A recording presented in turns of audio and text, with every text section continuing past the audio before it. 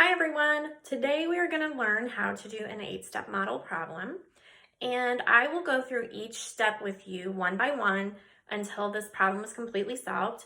I have them listed over here, and I know it's hard for you to see because they're small, but like I said, I'm going to go through each step with you. So let's start by doing the first step. And when you're doing an 8-step model problem, the very first step is you need to read the entire problem. So let's do that really quickly. Jacob is 126 centimeters tall. Brandon is 38 centimeters taller than Jacob. How tall is Brandon? Okay, so we've read the problem and we want to make a picture in our mind kind of what is going on. And that will help you when you're actually trying to solve the problem. So step 2 is who is involved in the problem. Well, in this particular problem, we have 2 people that are involved in the problem, and what we're going to do is write those 2 names down below our problem, and we'll leave a little bit of space. We'll put one above the other. I always put the one that comes first in the problem first, so the first person that I'm going to write down is Jacob.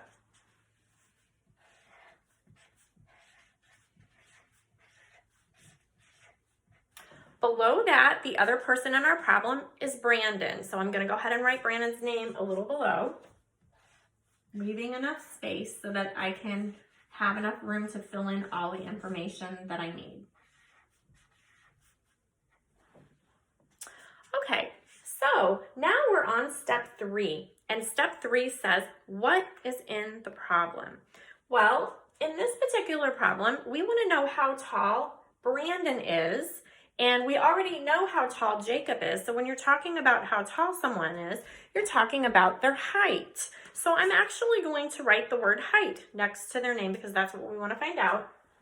I'm going to put a little apostrophe S next to each one of them because that shows that this is their height. It belongs to them. It's possessive. So Jacob's height and Brandon's height. And if you'll notice, I still have room out here to write some important information.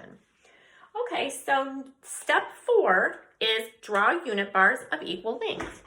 And that's just what it says. You're going to draw 2 unit bars, and they're going to be the same size as closely as you can get them the same size. And you're going to put them to the right next to the information that you have already have on here. So let's go ahead and do a unit bar next to Jacob. And then we're going to do a unit bar next to Brandon. Okay, so now we are ready to actually fill in our unit bars and get the information so that we can solve our problem. Okay, so we are on step 5, which is read each sentence one at a time. And when we do that, that's how we're going to fill in our information. So our first sentence says, Jacob is 126 centimeters tall. So I'm going to go ahead and write that 126. Let's use a different color. Let's use brown. 126 next to Jacob's name.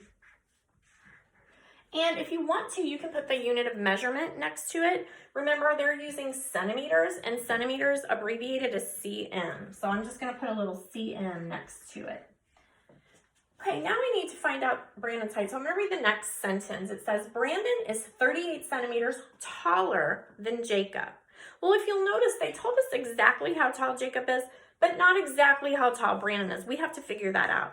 Well, we know Brandon is at least as tall as Jacob and a little taller. So in this unit bar, we're going to go ahead and write the same number, 126.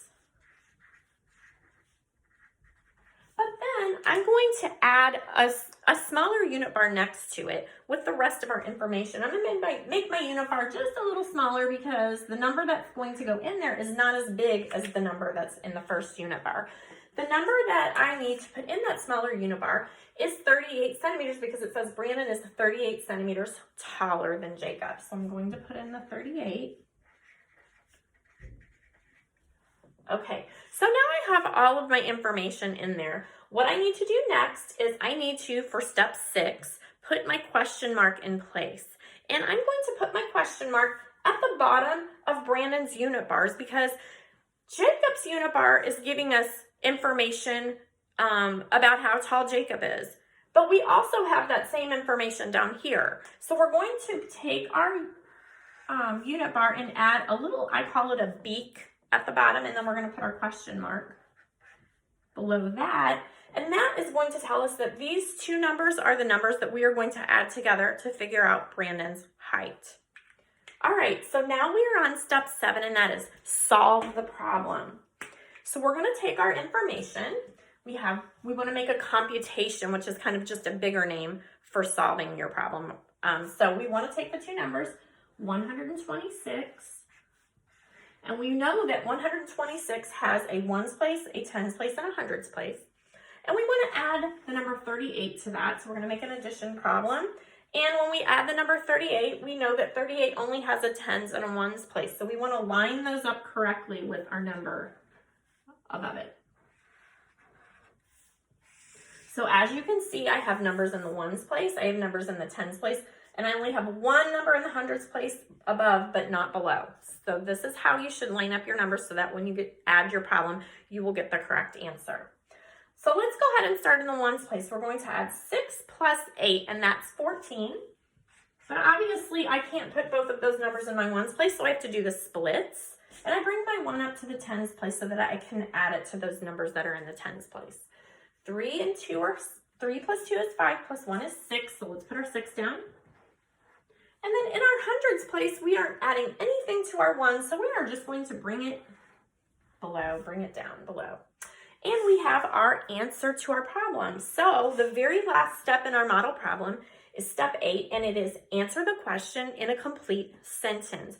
I always like to go back and read my question to make sure that I'm giving the correct information when I answer my question in a complete sentence.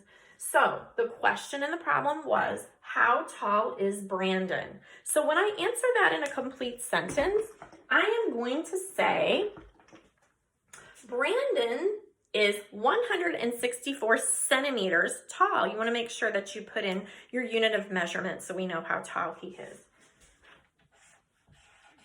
So I'm going to write my sentence. Brandon is 164 centimeters tall. I want to make sure that I capitalize Brandon because it's at the beginning of the sentence, and it's also a proper noun. It's someone's name. And I have my period at the end of my sentence. So that is the way that you solve that particular problem. I hope that helped you. Bye-bye.